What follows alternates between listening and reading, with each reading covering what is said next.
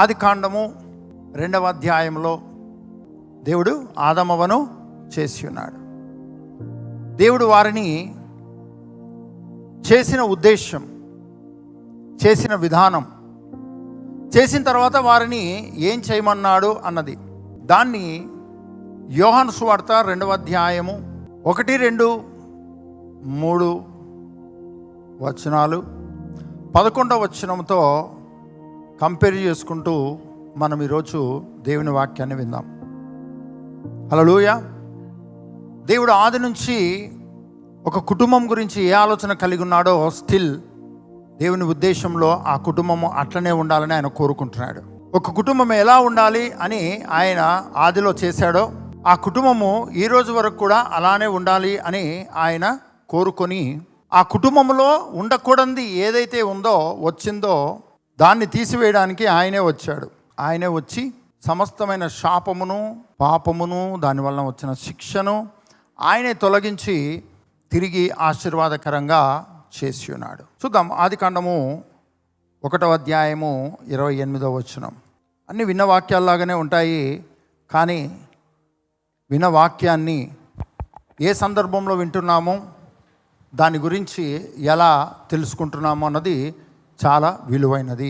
ఆదికాండం 1వ అధ్యాయం 28వ వచనం.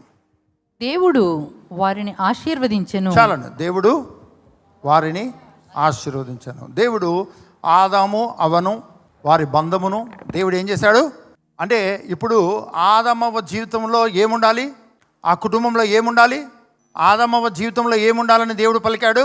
అయితే దేవుడు మొట్టమొదటి కుటుంబాన్ని భూమి మీద ఏర్పాటు చేస్తే ఆ కుటుంబంలో ఏముండాలని పలికాడు? గట్టిగా చెప్పండి, గట్టిగా చెప్పండి. మరి మీ కుటుంబంలో ఏముండాలని దేవుడు కోరుకుంటున్నాడు? ఒకవేళ ఆశీర్వాదానికి విరుద్ధమైనది ఉంటే దేవుడు ఏం కోరుకుంటాడు? చాలాసార్లు దేవుడు శాపం పెట్టినాడు. దేవుడు శాపం పెట్టినాడు, నిజమే. శాపమును పలికింది ఎవరు? దేవుడే. మరి ఆశీర్వాదాన్ని పలికింది ఎవరు? మరి దేవుడు ఆశీర్వాదాన్ని తీసివేశాడా, శాపాన్ని తీసివేశాడా? ఈరోజు శాపగ్రస్తమైన దాన్ని తీసేశాడా, ఆశీర్వాదాన్ని తీసేశాడా? పాపం అన్నది వచ్చి ఆశీర్వాదకరమైన జీవితాన్ని తొలగిస్తే ఆశీర్వాదానికి కర్తైన వాడు వచ్చి శాపగ్రస్తమైన తీసేసి మళ్ళీ ఆశీర్వాదాన్ని నింపి ఉన్నాడు. ఇప్పుడు చెప్పండి, యేసుక్రీస్తునందున్న నీ కుటుంబంలో ఏముండాలి? దేవుని చిత్తం ఏంటి? కొంచెమన్నా శాపం ఉండొచ్చా? కొంచెమన్నా పాపం ఉండొచ్చా? కొంచెమన్నా మరలా దేవుని కోపం తెప్పించేది ఉండొచ్చా? అంటే మీరు చేయకూడదని నేను చెప్పట్లేదు. దేవుడు మనకు ఆశీర్వాదకరమైన జీవితాన్ని ఇచ్చి ఉన్నాడు. ఫ్యామిలీ, యేసుక్రీస్తునందున్న కుటుంబము అంటేనే బ్లెస్డ్ ఫ్యామిలీ అని అర్థం, దీవించబడిన కుటుంబం అని అర్థం. ఎవరు దీవించారు? దేవుడే. సృష్టించిన దేవుడే దీవెనను, ఆశీర్వాదాన్ని కుటుంబం మీద పలికి ఉన్నాడు. అదే మనం ఆదికాండం 1వ అధ్యాయం 28వ వచనంలో చూస్తున్నాము. దేవుడు వారిని ఆశీర్వదించాడు. మధ్యలో శాపం వచ్చింది, సాతానుడు వచ్చాడు, శాపం వచ్చింది, దేవుడే శాపాన్ని పలికాడు. కానీ ఆ శాపమును మరలా ఆయనే ఈ భూమిదికి శరీరధారిగా వచ్చి ఆ శాపమును ఆయనే భరించి మనిషి జీవితంలో నుంచి తీసివేసి ఆదిలో పలికిన ఆశీర్వాదకరమైన జీవితాన్ని దేవుడు తిరిగి తన ప్రజలకు ఇచ్చి ఉన్నాడు. ఈరోజు సంఘంలోని ప్రతి కుటుంబము ఆశీర్వదించబడిన కుటుంబము. నీవు కనుక రక్షింపబడి యేసుక్రీస్తు నా ప్రభువుని హృదయంలో విశ్వసించి నోటితో ఒప్పుకుని మరి ఆ రక్షణ ఆనందములో భాగముగా నీవు నీటి మునిగి బాప్తీసం తీసుకొని పరిశుద్ధాత్మ బాప్తీస అనుభవంలోకి నువ్వు వస్తే నీవు ఆశీర్వాదము అన్న జీవితంలో నువ్వు ఉన్నావు. నీ ఆలోచన ఆశీర్వదింపబడింది, నీ తలంపులు ఆశీర్వదించబడ్డాయి, నీ శరీరం ఆశీర్వదించబడింది. సామెతలు 10వ అధ్యాయము 6వ వచనం. నీతిమంతుని తల మీదికి ఆశీర్వాదములు వచ్చును. నీతిమంతుడు అనగా యేసుక్రీస్తు రక్తము చేత కడగబడిన వాడు, నీతిమంతుడైన వాని చేత నీతిమంతునిగా మార్చబడిన వాడు. వాని తల మీదకి ఏమొస్తుందట? ఏమొస్తుంది? ఒకవేళ శాపగ్రస్తమైనది ఉంటే డిసప్పేర్ అయిపోతుంది, అది ఎటు పోతుందో మనకు తెలీదు. కానీ ఆశీర్వాదకరమైనది తలలోకి, ఆలోచనలోకి, తలంపుల్లోకి, ఉద్దేశాల్లోకి, మాటల్లోకి ఆశీర్వదింపబడిన జీవితము వచ్చేస్తుంది.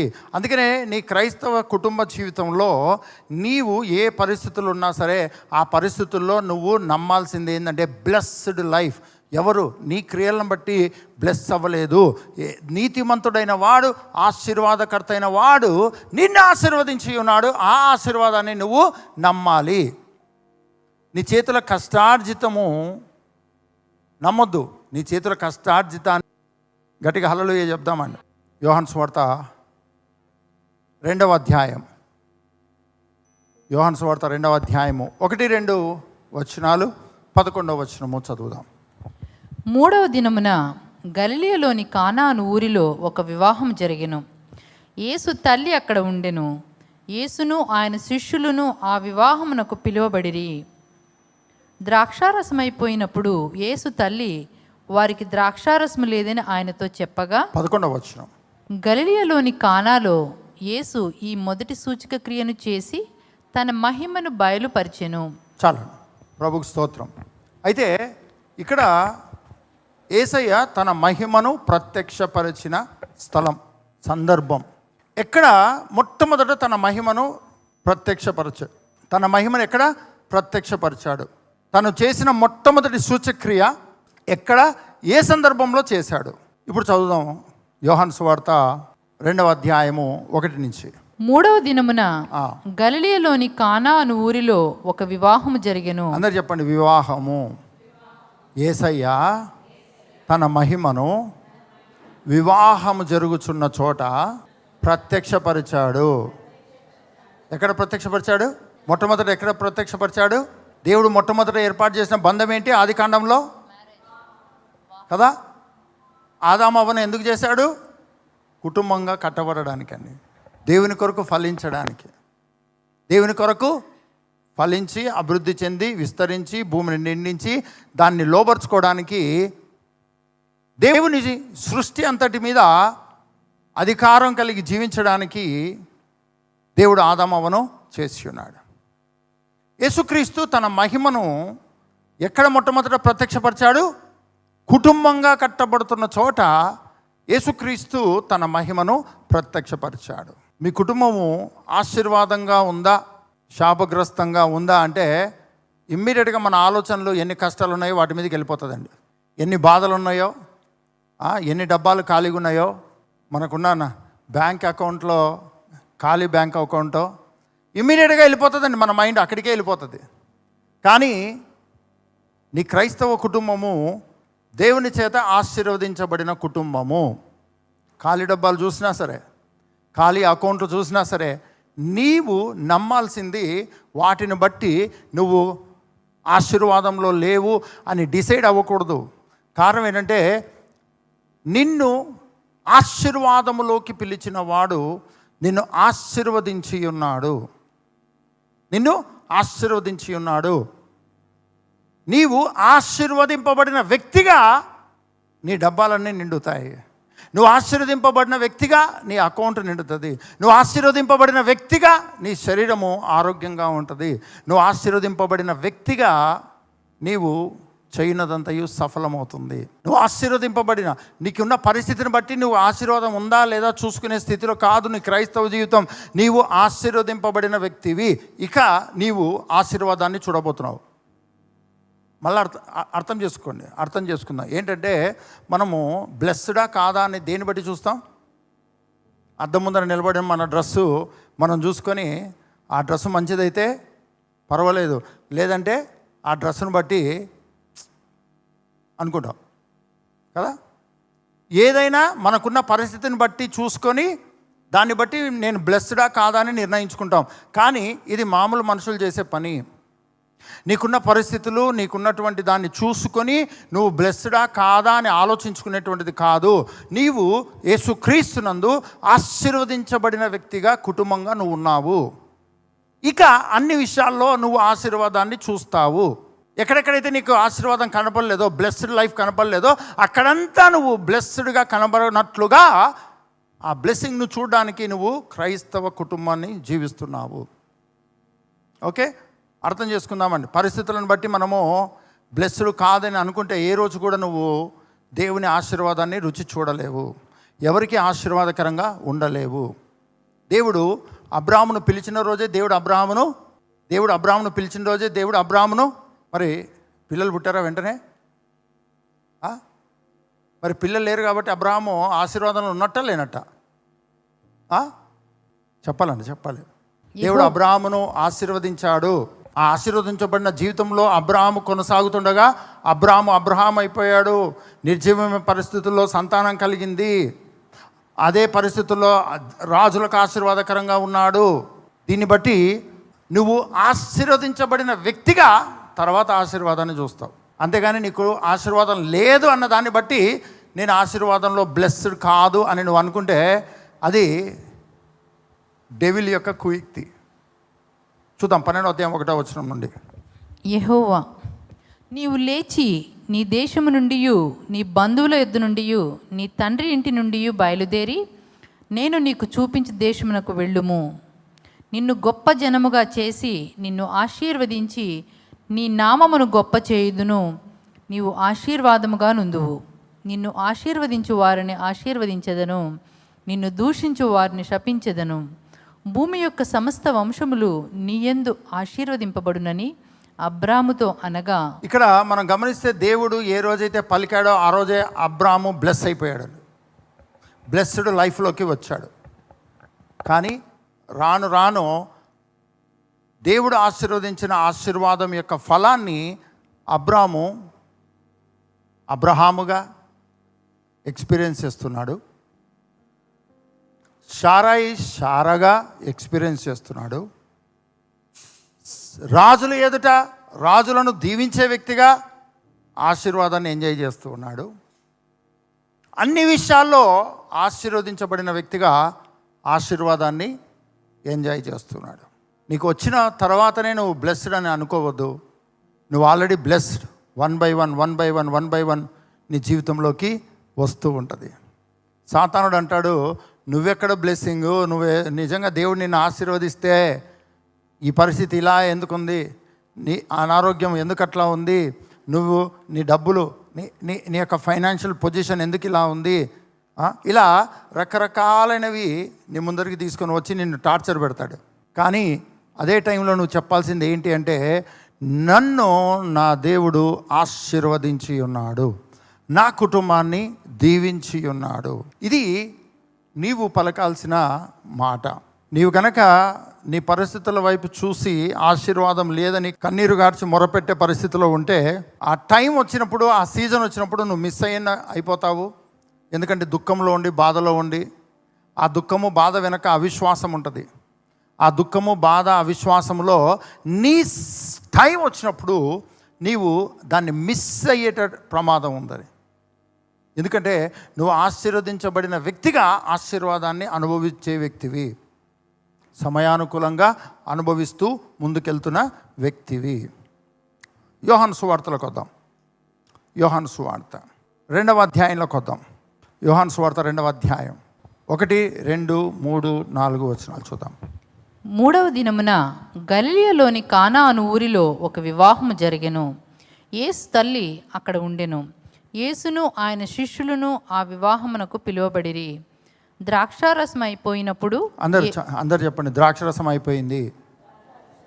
పరిశుద్ధాత్మ వలన గర్భము ధరించి లోకరక్షకుని భూమి మీదకి తీసుకొచ్చిన మహోన్నతమైన స్త్రీ అక్కడే ఉండగా, లోకాన్ని రక్షించడానికి దేవుని కుమారుడుగా వచ్చిన రక్షకుడు అను పేరు కలిగిన యేసు అక్కడే ఉండగా, యేసయ్య తర్వాత తన ఆత్మ ద్వారా భూలోకాన్ని తలక్రిందులు చేసేటువంటి యేసుక్రీస్తు శిష్యులు అక్కడే ఉండగా ద్రాక్షరసం అయిపోయిందండి. ఇంతమంది ఎఫిషియెంట్ పీపుల్ ఉన్నారు, చాలా గొప్ప వాళ్ళు అక్కడ ఉన్నారు ఆ వివాహంలో. కానీ ప్రభుకు స్తోత్రం, ప్రభుకు మహిమ కలుగును గాక.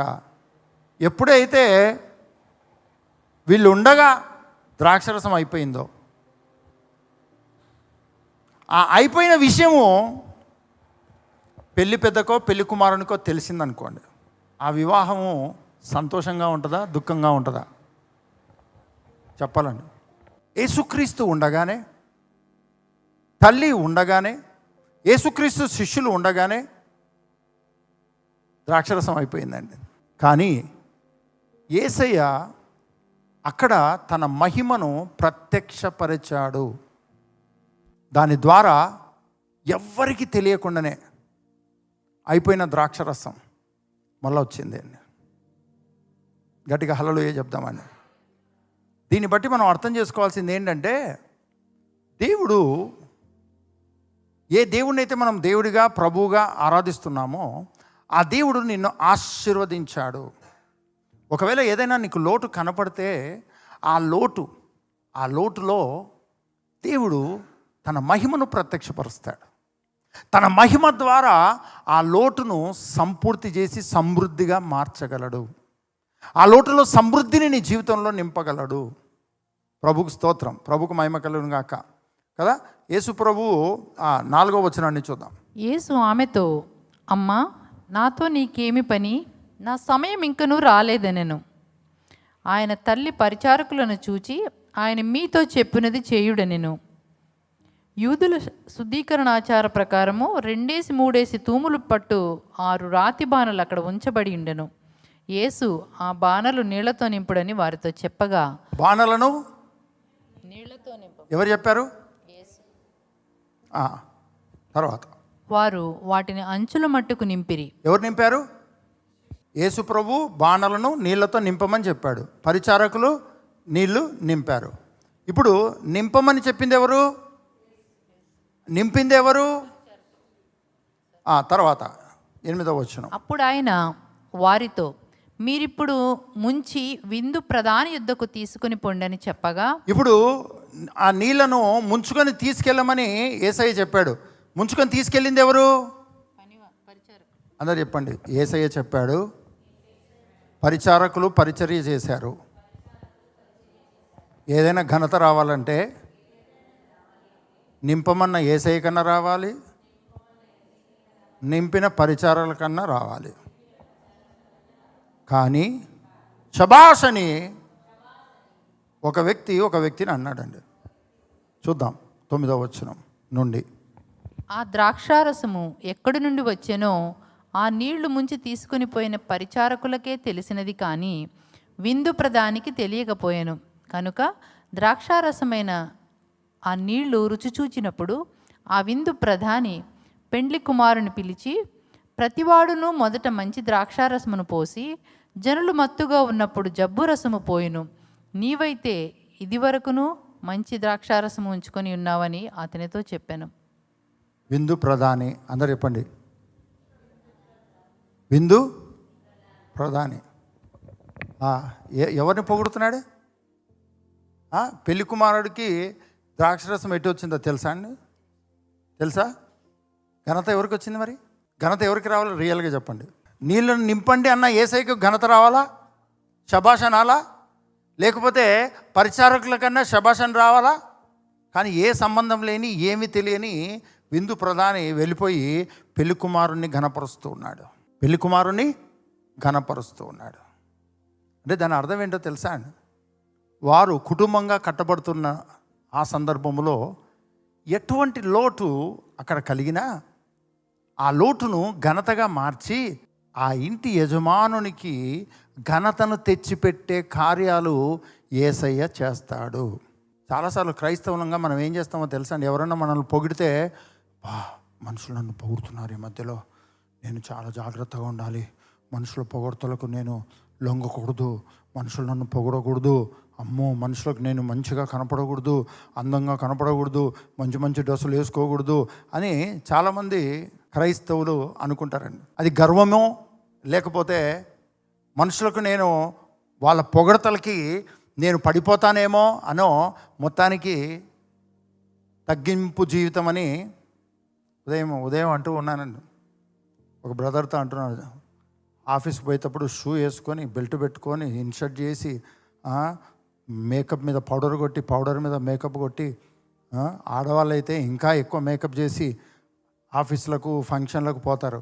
చర్చికి వచ్చేటప్పుడు, దేవుని సన్నిధికి వచ్చేటప్పుడు, చూచుచున్న దేవుడవు నా యేసు రాజా. మనం ఎవరి సన్నిధికి వస్తున్నాం? దేవుని సన్నిధికి వచ్చేటప్పుడు ఎలా ఉండాలి? ఇక్కడ మనం అర్థం చేసుకోవాల్సినటువంటిది ఏంటంటే, యేసుక్రీస్తు తన మహిమను ప్రత్యక్షపరిచాడు. కానీ ఎవరైనా యేసుక్రీస్తుని ఘనపరిచారా? ఎవరికి వచ్చింది ఘనత? కదా, పెళ్లి కుమారుని దేవుడు గణపరిచాడా లేకుంటే మనుషులు గణపరిచారా? చెప్పాలండి. శభాష్ అన్నది ఎవరు? ఇదివరకే మంచి ద్రాక్షరసాన్ని నువ్వు కలిగి ఉన్నావు అని చెప్పింది ఎవరు? విందు ప్రధాని. ఆ విందుకు బ్యాంక్వెట్ మేనేజర్ అనుకుందామండి. ఆ విందు ప్రధాని పెళ్లి కుమారుణ్ణి ఘనపరుస్తూ ఉన్నాడు. ప్రభుకు స్తోత్రం, ప్రభుకు మహిమ కలుగును గాక. బాగా గమనించండి, నీ క్రైస్తవ జీవితంలో నువ్వు బ్లెస్డ్గా ఉండాలి. మనుషులు నిన్ను ఘనపరచాలి, మనుషులు నిన్ను అప్రిషియేట్ చేయాలి, మనుషులు నిన్ను హెచ్చించాలి. దాన్ని నువ్వు ఎప్పుడు రిజెక్ట్ చేయకూడదు. మనుషులు ఎదుట నువ్వు ఘనంగా ఉండాలి, దాన్ని ఎప్పుడు నువ్వు రిజెక్ట్ చేయకూడదు. ఎప్పుడైతే నువ్వు దాన్ని రిజెక్ట్ చేస్తావో దేవుడు నీకు ఇచ్చిన పొజిషన్ను రిజెక్ట్ చేస్తున్నావని గుర్తుపెట్టుకో. మనుషులు నిన్ను ఘనపరచాలి, అందుకనే నువ్వు క్రైస్తవుని అయ్యావు. నీ బంధువులు నిన్ను చూసి ఘనపరచాలి, నీ ఫ్రెండ్స్ నిన్ను చూసి ఘనపరచాలి, అబ్బా సూపర్ అనాలి. ఎవరైనా మాట వరుసకైనా లోపల కుళ్ళు గట్టి అయినా లేకపోతే అసూయతోనైనా నిన్ను పొగుడుతున్నా సరే అనకూడదు. నీకెంత కుళ్ళున్నా నన్ను పొగడకుండా ఉండలేవు నువ్వు, అంతలా నా దేవుడు నన్ను ఆశీర్వదించి ఉన్నాడు అని చెప్పే స్థాయిలోకి మనము రావాలి. మనుషులు నిన్ను ఘనపరచాలి. ఘనమైన ఆ స్థితిలోకి నువ్వు రావడం కొరకే దేవుడు నిన్ను ఆశీర్వదించి ఉన్నాడు. మనుషులు నిన్ను ఘనపరిచేటప్పుడు ఒక మిస్టేక్ మాత్రం చేయకూడదు. అదేంటంటే వాళ్ళ పొగడతలకి నిన్ను వాళ్ళకి అప్పగించుకోకూడదు. ఆ పొగడతలు పొగుడుతూ ఉన్నప్పుడు దేవుణ్ణి నువ్వు ఘనపరచడం నేర్చుకోవాలి, దేవుని హెచ్చించడం నేర్చుకోవాలి. నన్ను హెచ్చించిన ప్రభువా నేను నిన్ను హెచ్చిస్తూ ఉన్నాను అన్న స్థితిలో నువ్వు ఉండాలి. అలా చేయకపోతే తప్పు. కానీ మనుషులు నిన్ను పొగుడుతున్నప్పుడు, మనుషులు నిన్ను ఘనపరుస్తున్నప్పుడు నీవు ఘనముగా దేవుని ఘనపరచడం నేర్చుకోవాలండి. అంతేగాని ప్రభువా నువ్వు నాకు తగినంత ఇవ్వు నాయనా, మనుషులు ఈ మధ్యలో ఊకే పొగుడుతున్నారు, ఆ పొగడతలకు నేనేమన్నా పడిపోతానేమో అలా అనుకుంటే దేవుడు అబ్రహామును నీ నామాన్ని గొప్ప చేస్తాను అని అనేవాడు కాదు. దేవుడు అబ్రహామును రాజుల ఎదుట గొప్ప చేసి ఉన్నాడు. గట్టిగా హల్లెలూయా చెప్దామండి. ప్రభు నిన్ను ఎక్కడ ఘనపరచాలో అక్కడ ఘనపరుస్తాడు. ఆ ఘనతను నువ్వు తగ్గించుకోవద్దు, ఆ ఘనతతో దేవుణ్ణి ఘనపరచు. నీ చదువు ద్వారా, నీ ఉద్యోగం ద్వారా, నీ అందం ద్వారా, నీకున్న స్కిల్స్ ద్వారా, దేని ద్వారానైనా దేవుడు నిన్ను మనుషుల ఎదుట ఘనంగా పెడతాడు. ఆ ఘనత నువ్వు స్వీకరించాలి. దాన్ని బట్టి ప్రభువును ఘనపరచాలి. ఎప్పుడైతే చాలామంది తగ్గింపని ఎవరు నన్ను పొగడకూడదు ప్రభువా, ఎవరి కళ్ళు నన్ను చూసి ఘనపరచాలనుకుంటే వాళ్ళ కళ్ళు పోవును గాక యేసు నామంలో. ఇటువంటి పనులు మాత్రం చేయకండి. తగ్గింపు అంటే అర్థం ఏంటో తెలుసా అండి? మనుషులు నిన్ను ఘనపరుస్తూ ఉంటే ఆ ఘనతను దేవునికి ఆపాదించే వ్యక్తిగానే ఉండాలి. అది తగ్గింపు. అంతేగాని నువ్వు ఆశీర్వదించబడిన వ్యక్తివి, ఆశీర్వదించబడిన కుటుంబంగా నీవు ఉన్నావు, ఆశీర్వదింపబడిన స్థితి అన్న దాని ద్వారా నీ ప్రతి పరిస్థితి ఆశీర్వాదకరంగా మార్చబడుతుంది. అంతేగాని దేవుడు ఆశీర్వదించాడు కానీ నా పరిస్థితులన్నీ అట్లనే ఉన్నాయి, ఇంతేనేమో నా బ్రతుకొని ఎప్పుడూ కూడా నీ పరిస్థితులను చూసి నువ్వు ఆశీర్వాదం లేదనుకోవద్దు. నువ్వు ఆల్రెడీ యేసుక్రీస్తునందు ఆశీర్వదించబడిన వ్యక్తిగా, కుటుంబంగా నీవు ఉన్నావు. ఆ ఆశీర్వదింపబడిన స్థితే నీ కుటుంబంలో, నీ పరిస్థితుల్లో, నీకొచ్చే కరువుల్లో, నీకొచ్చే అవమానంలో ప్రతి దాంట్లో ఆయన నిన్ను ఘనపరుచుకుంటూ వస్తాడు, హెచ్చించుకుంటూ వస్తాడు. ఆశీర్వాదమే నిన్ను హెచ్చిస్తుంది, ఆశీర్వదింపబడిన జీవితమే నిన్ను ఘనపరుస్తుంది. ఈ పెళ్లి కుమారునికి ఏమైనా సంబంధం ఉందండి నీటికి, ద్రాక్షరసానికి? పెళ్లి కుమారుడు తిప్పించాడండి? చెప్పాలి. పెళ్లి కుమారుడు చేశాడా లేకపోతే యేసు ప్రభు చేశాడా? ఎవరు చేశారండి? కదా, ఏసై చేస్తే ఏసై ఘనత ఎవరికి వచ్చింది? ఇప్పుడు చెప్పండి, ఘనత కలిగే కార్యాలు నీ కుటుంబంలో, నీ జీవితంలో ప్రభువు చేయడానికి నిన్ను రక్షించుకున్నాడు అని నువ్వు నిత్యము నమ్మే వ్యక్తిగా ఉండాలి. కరువును చూసి భయపడొద్దు, కరువును చూసి భయపడొద్దు. అక్కడ దేవుని మహిమ ప్రత్యక్షపరచబడుతుందని నమ్ము. హల్లెలూయా. శాపగ్రస్తమైన జీవితము ఆదామవ్వ జీవితంలోకి వచ్చింది, కానీ ఈరోజు యేసుక్రీస్తు మన జీవితాల్లో నుంచి ఆ శాపగ్రస్తాన్ని తీసివేసి ఉన్నాడు, మనల్ని ఆశీర్వాదానికి కర్తలుగా చేసి ఉన్నాడు. హల్లెలూయా. గట్టిగా హల్లెలూయా చెప్దామండి, గట్టిగా హల్లెలూయా చెప్దామండి. ఈ ఫెయిత్ అనేటువంటిది నీకు పునాదిలాగా ఉండాలి. నేను ఆశీర్వదించబడిన వ్యక్తిని, నా ముందర ఆశీర్వాదానికి విరుద్ధంగా ఏమున్నా అక్కడ దేవుడు తన మహిమను ప్రత్యక్షపరచడానికి సిద్ధంగా ఉన్నాడు. దేవుని వాగ్దానాలు అక్కడ ఉన్నాయి, దేవుని వాగ్దానాలు మహిమ అక్కడ ప్రత్యక్షపరచబడుతుంది. ఈ విశ్వాసముతో నువ్వు కొనసాగాలే తప్ప నువ్వు చూసే నీ కనబడే ఏ కుటుంబానికి ఎదురయ్యే పరిస్థితులు, కుటుంబంలో ఉన్న వ్యక్తుల్లో వచ్చే మార్పులు, ఆ మార్పులను చూసి నీవు కంగారు పడొద్దు, భయపడొద్దు. నీ చుట్టూ ఉన్న పరిస్థితులను చూసి నువ్వు అసలు భయపడొద్దు. ఎందుకో చెప్పనా, నువ్వు ఆల్రెడీ ఆశీర్వదింపబడిన వ్యక్తివి. నీ జీవితంలో నీవు పొందిన ఆశీర్వాదము ప్రతి పరిస్థితిలో, ప్రతి వ్యక్తి జీవితంలో పనిచేయడానికి సిద్ధంగా ఉంది. ఒకవేళ అందరూ ఇది నమ్మకపోవచ్చు, కానీ కుటుంబంలో ఒక్క వ్యక్తిగా నువ్వు ఉంటే ఆ ఒక్క వ్యక్తిగా నమ్ము. నీ చుట్టూ ఉన్న, నీకు అనుగ్రహించబడిన కుటుంబంలో ఉన్న ప్రతి వ్యక్తి ఆశీర్వదించబడతారు అంతే. వాళ్ళలో ఉన్న మార్పును చూసి నువ్వు కంగారు పడొద్దు, దుఃఖపడొద్దు.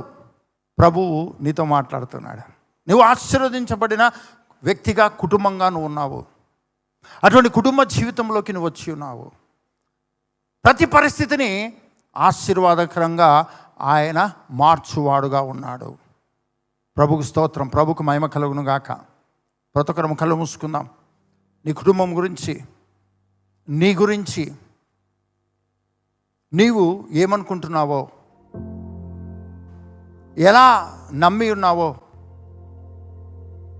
ఏదో జరిగితే ఆ జరిగిన దాన్ని బట్టి నువ్వు ఇంకా శాపంలో, సాతాను యొక్క ఉచ్చుల్లో ఉన్నట్టుగా నువ్వు అనుకుంటూ జీవిస్తున్నావేమో. నువ్వు యేసుక్రీస్తునందు ఆశీర్వదించబడిన వ్యక్తివి, నువ్వు క్రీస్తునందు ఆశీర్వదించబడిన వ్యక్తివి, అభిషక్తుని యొక్క ఆశీర్వాదకరమైన జీవితంలో ఉన్న వ్యక్తివి. ఆ అభిషేకము నీ ఆశీర్వాదానికి విరుద్ధంగా ఉన్న ప్రతి పరిస్థితిలో అభిషేకం పనిచేయడానికి సిద్ధంగా ఉంది.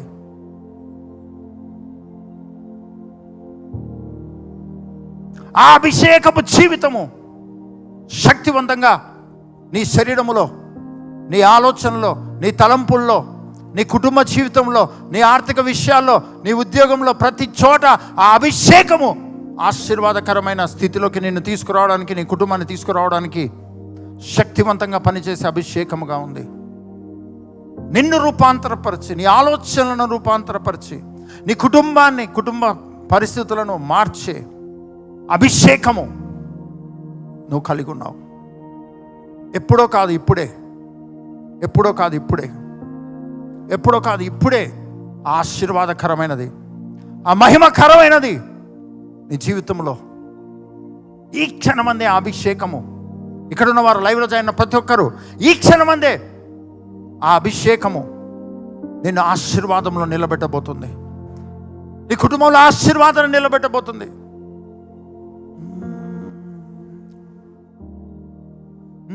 కానా వివాహములో అద్భుతముగా నీటిని ద్రాక్షారసము చేసి, కనలేని అందులకు చూపునొసగి, చెవిటి మూగల బాగు చేసిటివి. నీక సాధ్యమేమీ లేనే లేదు ఇలలో, ఆశ్చర్యకరుడా గొప్ప దేవుడవు. నీక సాధ్యమేమీ లేనే లేదు ఇలలో, ఆశ్చర్యకరుడా గొప్ప దేవుడవు. సర్వలోక రాజా సకలం నీవేగా, సర్వలోక రాజా సకలం నీవేగా, సన్నుతింతును అనునిత్యము.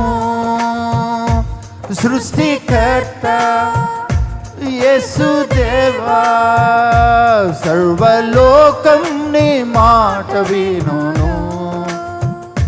సృష్టికర్త యేసుదేవా, సర్వలోకం నీ మాట వినును. మృతుల సహితము జీవింపజేసి, మృతిని గెలచి తిరిగి లేచితివి. నీ రాజ్యములో నీతో వసింప, కొనిపోవ త్వరలో రానైతివే. నీక సాధ్యమేమీ లేదు ఇలలో. ఆశ్చర్యకరుడా, ఆశ్చర్యకరుడా, గొప్ప దేవుడవు. సాధ్యమేమీ లేదు ఇలలో. ఆశ్చర్యకరుడా, గొప్ప దేవుడవు. సర్వలోక రాజా సకలం నీవేగా, సర్వలోక రాజా సకలం నీవేగా, సన్నుతింతును అనునిత్యము. సృష్టికర్త యేసుదేవా, సర్వలోకం నీ మాట వినును. ఈ సమయంలో నీ గురించి, నీ కుటుంబం గురించి నీలో కలిగిన ఆలోచన ఏంటో, నీవు ఎటువంటి విశ్వాసంతో నీవు నీ కుటుంబంని జీవితాన్ని జీవిస్తున్నావు? ఒకవేళ కుటుంబ యజమానునిగా నువ్వు ఉంటే యేసు ప్రభు నీకు ఏం చేస్తాడు? నేనేం చేసి ఉన్నాడు? కుటుంబంలో ఒక వ్యక్తిగా నువ్వు ఉంటే అసలు యేసు ప్రభు నీ కొరకు ఏమైనా చేయగలడా? నీ పరిస్థితులు నిన్ను డామినేట్ చేసేసాయేమో, నీ మైండ్ను, నీ ఆలోచనలను రూల్ చేస్తున్నాయేమో.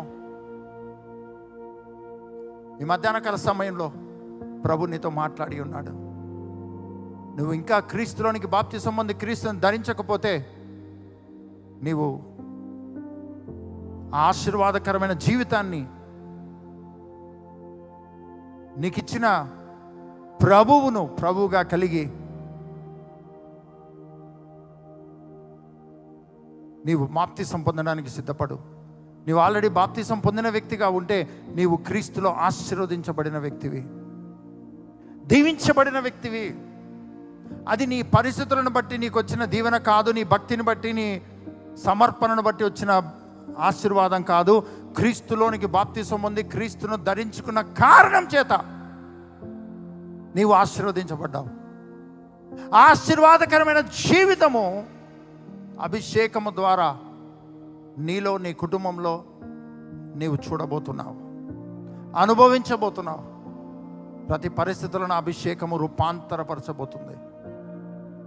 అది ఎంత నిర్జీవమైన, అది ఎటువంటి పరిస్థితి అయినా పరిశుద్ధాత్మ అభిషేకము తన పరిపాలన, మహిమ పరిపాలన కొనసాగించుచున్నది.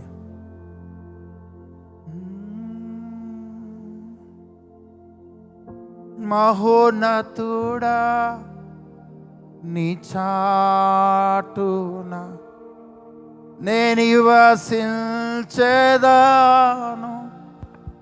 సర్వశక్తుడా నీ నీడలో నే విశ్రమించేదాను.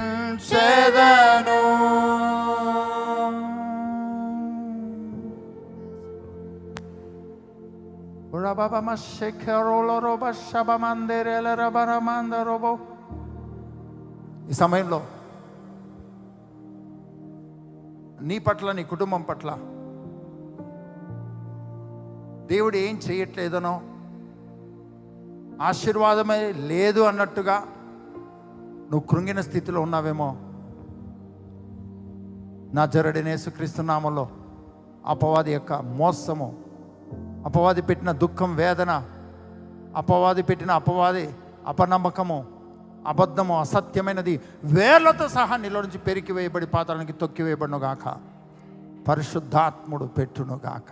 విశ్వాసపు యేసుక్రీస్తునందు ఆశీర్వదించబడిన విశ్వాసపు జీవితము, ఆశీర్వదింపబడిన జీవితము, ఆ అభిషేకము ద్వారా ఆశీర్వాదములో ఆశీర్వాదకరముగా అన్ని విషయాల్లో ఆశీర్వదించబడము ఈ క్షణమందే రుచి చూడడం ప్రారంభమవును గాక, వర్ధిల్లుదువుగాక. నిర్జీవం చూసిన కన్నులు సమృద్ధి జీవంను చూడడం ప్రారంభమవును గాక. అభిషేకములో కరువు లోటు చూసిన కన్నులు సమృద్ధిని అనుభవించడము చూచును గాక. ఈ క్షణమందే అభిషేకంలో అది జరుగును గాక. మనుషుల ప్రవర్తన, మనుషుల ద్వారా అపవాది దాడి చేసేటువంటి స్థితి, ఆ అపవాది కాడి బ్రేక్ అయిపోయి నీలో ఉన్న అభిషేక నదులు ఆ వ్యక్తిని ఒప్పించి మార్చునుగాక, ఆశీర్వాదకరంగా ఉండునుగాక. నీ జీవితంలో జరగాల్సిన ఆశీర్వాదకరమైనవి ఏ కారణం చేత ఆగిపోయినట్లుగా జరగనట్లుగా ఉన్నాయో అభిషేకము ద్వారా ఇప్పుడే కదలునుగాక, జరగడం ప్రారంభమవునుగాక, ఆశీర్వాదకరమైనది నింపబడునుగాక. నా బలమంతా నీవేనయ్యా, నా బలమంతా నీవేనయ్యా. చెప్దామందరం. నా బలమంతా నీవేనయ్యా,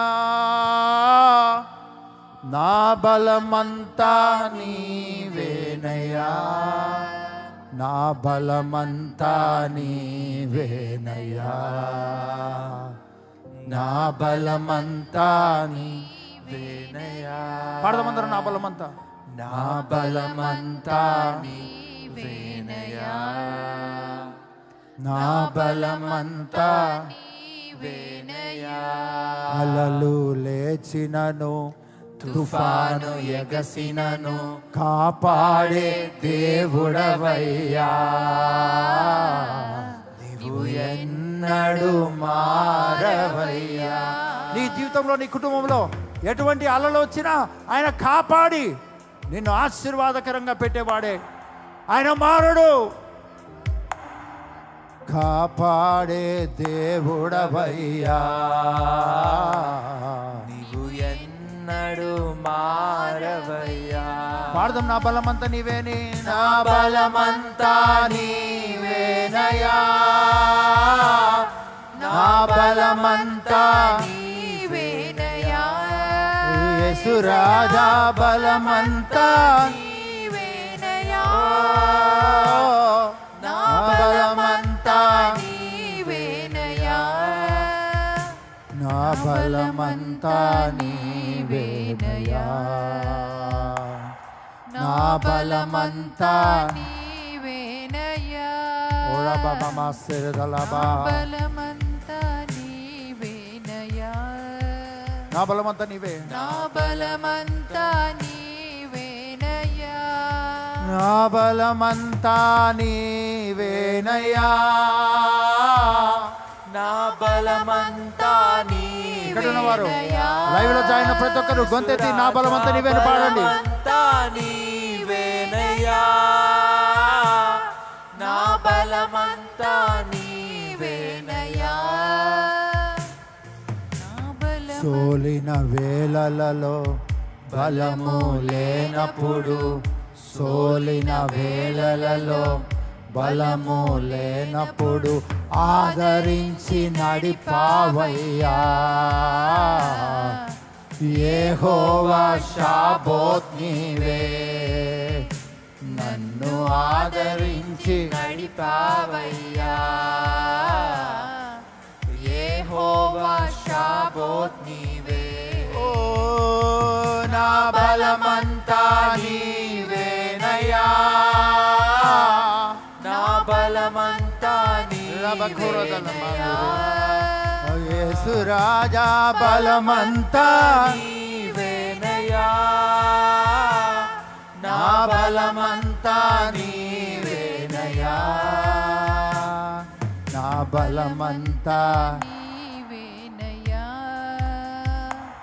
నా బలమంతా నీవేనయ్యా. పాడదామందరం. నా బలమంతా నీవేనయ్యా, నా బలమంతా నీవేనయ్యా.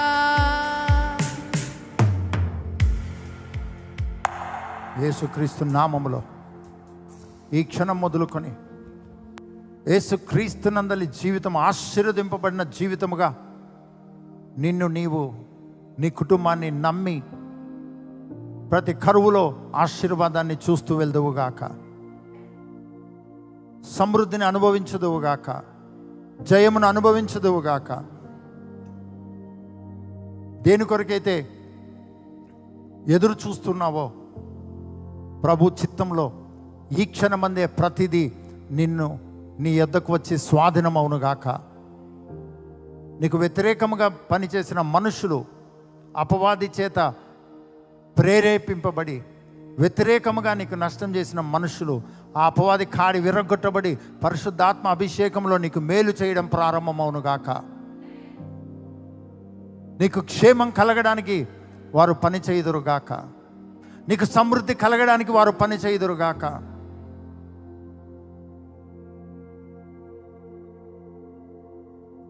ఏ కారణం చేత ఏది మిస్ అయిపోయావో అది వచ్చి నీకు కలుసుకొనుగాక. మేలు కలుగుటకు సమస్తము సమకూడి జరుగునుగాక. నీ శరీరంలో, నీ కుటుంబంలో, నీ ఆర్థిక విషయాల్లో ప్రభువుకు మహిమకరముగా ఆశీర్వదించబడిన వ్యక్తిగా జీవించుదువుగాక. ప్రతి పరిస్థితులు ఆశీర్వాదకరంగా మార్చబడునుగాక. ఘనపరచబడి యేసుక్రీస్తును ఘనపరచుదువుగాక, ప్రకటించుదువుగాక. మనుషులు నిన్ను చూచి ఘనపరచునట్లుగా నీలో నుంచి దేవుని ఆశీర్వాదకరమైన మహిమ రిలీజ్ అవునుగాక. వారి మధ్యలో క్రీస్తును ఘనపరచునట్లుగా, క్రీస్తును ప్రకటించినట్లుగా నువ్వు ఘనతలో జీవించుదువుగాక. యేసుక్రీస్తుని ఎరగని నీ కుటుంబ సభ్యులు ఈ క్షణమందే పరిశుద్ధాత్మ ఒప్పుదల చేత యేసుక్రీస్తును ప్రభువుగా అంగీకరించుదురుగాక, రక్షణలోకి వచ్చుదురుగాక, పరిశుద్ధాత్మ పూర్ణతలోకి వచ్చుదురుగాక. ఆర్థిక వనరులు సమృద్ధిగా రిలీజ్ అవునుగాక, విస్తారముగా రిలీజ్ అవునుగాక, ఆస్తికర్త అవుదువుగాక.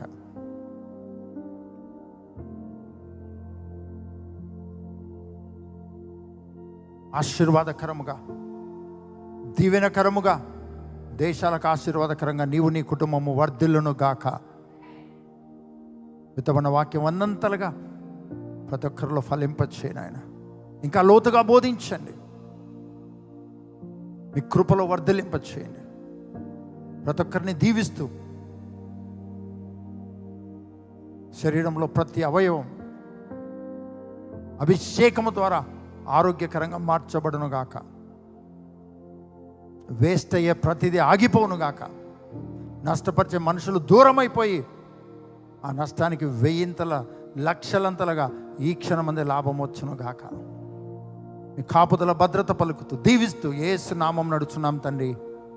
గట్టిగా ఆమేన్ చెప్దాం.